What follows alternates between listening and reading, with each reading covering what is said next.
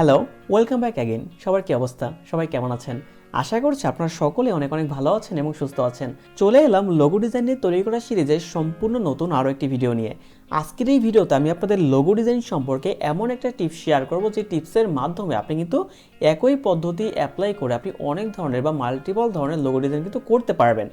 So বন্ধুরা, আজকের এই ভিডিওতে আমি কথা বলবো অল্প, ভিডিও লেন্থ হবে স্বল্প, বাট আপনি যদি ভিডিওটা একবার মিস করেন তাহলে আপনার কাছে কিন্তু মনে হবে পুরোই গল্প।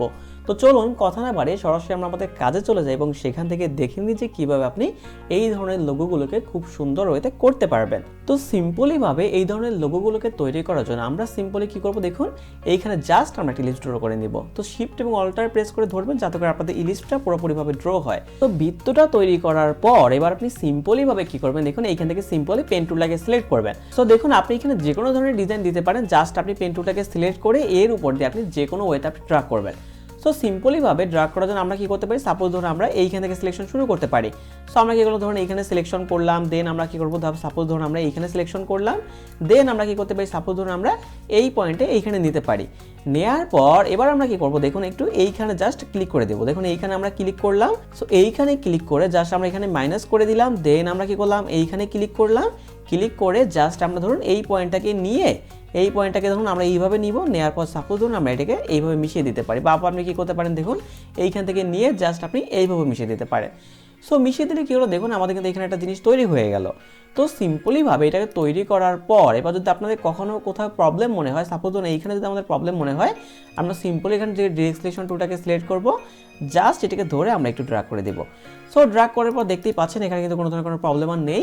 সো জাস্ট এটুকু তৈরি করার পর এবার আপনি সিম্পলি কী করবেন, এটাকে সিলেকশন করবেন, সিলেকশন করে দেন আপনি এখান থেকে শেপ বিল্ডার টুলটাকে নেবেন। নেওয়ার পর জাস্ট আপনি দেখুন বাড়তি যে অংশটা রয়েছে আমরা জাস্ট এটাকে অল্টার প্রেস করে মাইনাস করে দিব। সো অল্টার প্রেস করে যখন ডিলিট করবেন তখন দেখবেন এটা ডিলিট হয়ে যাবে। সো ডিলিট হওয়ার পর এবার আপনি সিম্পলি এটা কাজ করবেন, সেটা হলো কি আপনি এইটাকে ধরে জাস্ট আপনি দুই পাশে একটু বর্ধিত করবেন। সাপোজ ধরুন আমরা এটাকে একটু বর্ধিত করতে পারি এবং এই পাশে আমরা একটু বর্ধিত করতে পারি।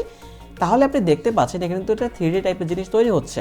সো আমরা কী করবো, কাজের সুবিধার জন্য আমরা একটু জুম করব, জুম করে জাস্ট এই যে দুইটা পয়েন্ট আছে আমাদের দুই পাশে, আমরা জাস্ট এইটাকে একটু চেঞ্জ করবো। সাপোজ ধরুন এইটাকে আমরা একটু রাউন্ড করতে পারি এবং ধরুন আমরা এইটাকে একটু রাউন্ড করতে পারি, কোনো প্রবলেম নেই। সাপোজ ধরুন এটাকে আমরা এইভাবে রাউন্ড করলাম, তাহলে আপনি দেখতে পাচ্ছেন কি এখানে একটা সুন্দর জিনিস তৈরি হয়েছে। সো এইটা করার পর বা এইটাও কাজ করার পর এবার আপনি কী করতে পারেন, আপনি এটাকে একটা গ্রেডিয়েন্ট কালার দিতে পারেন। সো গ্রেডিয়েন্ট কালার দেওয়ার জন্য আপনি সিম্পলি কী করবেন, এটাকে সিলেকশন করবেন, দেন এইখান থেকে যে কোনো একটা গ্রেডিয়েন্ট কালার আপনি সিলেকশন করবেন, বা আপনি কী করতে পারেন, আপনি কিন্তু এইখান থেকে কোনো একটা গ্রেডিয়েন্ট কালার সিলেক্ট করতে পারেন। সাপোজ যখন আমি গ্রেডিয়েন্ট কালারটা সিলেক্ট করবো তখন দেখতে পাচ্ছেন আমাদের ডিজাইনটা কিন্তু খুবই সুন্দরভাবে ফুটে উঠেছে।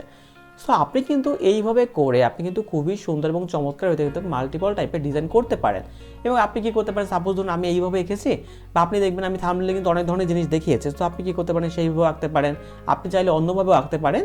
সো এইভাবে করে কিন্তু আপনি আঁকতে পারেন। সুতরাং আপনি কিন্তু কী করতে পারেন, আপনি কিন্তু মাল্টিপল উপায়ে আপনি এই ধরনের জিনিস কিন্তু তৈরি করতেই পারেন। সো বন্ধুরা, আজকের এই ভিডিওটি এই পর্যন্তই। ভিডিওটি কেমন লাগলো অবশ্যই আমার ইউটিউবে কমেন্ট বক্সে কমেন্ট করে জানাবেন, এবং যদি ভিডিওটি ভালো লাগে থাকে তাহলে অবশ্যই ভিডিওটিতে লাইক, কমেন্ট এন্ড শেয়ার করতে ভুলবেন না।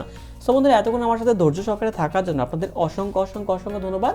সবাই ভালো থাকবেন, সবার সুস্বাস্থ্য কামনা করে আজকের এই ভিডিও আমি এখানেই শেষ করছি। দেখা হবে লোগো ডিজাইনে তৈরি করা সিরিজের সম্পূর্ণ নতুন আরও কোনো একটা ভিডিওতে। ততদিন পর্যন্ত সবাই ভালো থাকুন এবং সুস্থ থাকুন। ধন্যবাদ।